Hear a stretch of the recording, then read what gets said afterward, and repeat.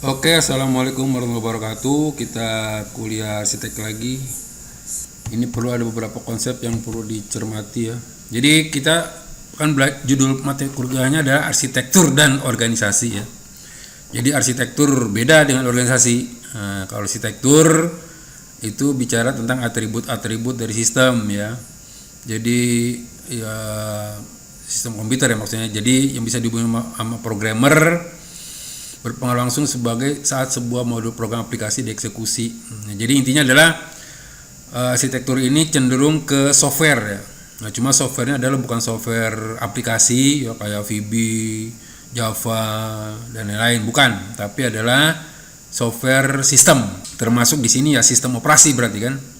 Sistem operasi, kemudian sistem software sistem yang sifatnya utility ya. Ada namanya instruction set ya. Instruction set ini yang ada program yang tersimpan di dalam ROM. Itu pun masuk dalam bahasan arsitektur jadinya nanti ya. Nah, di sini contohkan ada instruction set termasuk ya jumlah bit pembentuk data, mekanisme I/O, teknik pengalamatan. Jadi pengaturan dilakukan oleh sistem operasi. Nah, mekanisme I/O ini termasuk diatur sama sistem operasi. Teknik pengalamatan yang diatur sama sistem operasi itu arsitektur. Jadi ini sudah jadi bicara arsitektur lebih terfokus pada aspek perangkat lunak software tapi software sistem ya. Sementara organisasi itu unit-unit. Jadi hardware kira-kira ya. Hardwarenya lah.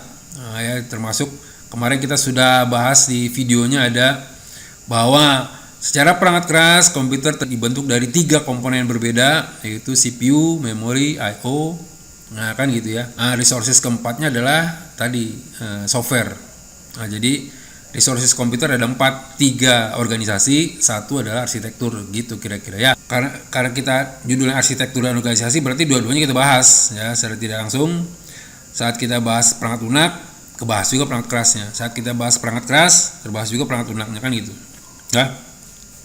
Dan banyak istilah-istilah yang saudara tidak pernah dengar pada mata kuliah ini harus dengar dan harus dipahami ya.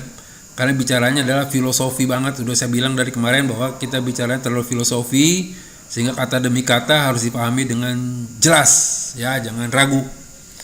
Tadi kemarin sudah kita bicara tentang CPU. Jadi kalau kita ngomong CPU jangan bilang bahwa di dalam CPU ada apa? Ada hard disk. Enggak ya. Tapi ada control unit dan ALU untuk sementara itu. Nanti banyak lagi di dalam ya. Nah, ada lagi istilah struktur ya, ada fungsi, ada struktur. Nah, kalau kita bicara struktur, bicara komponen paling yang saling dihubungkan.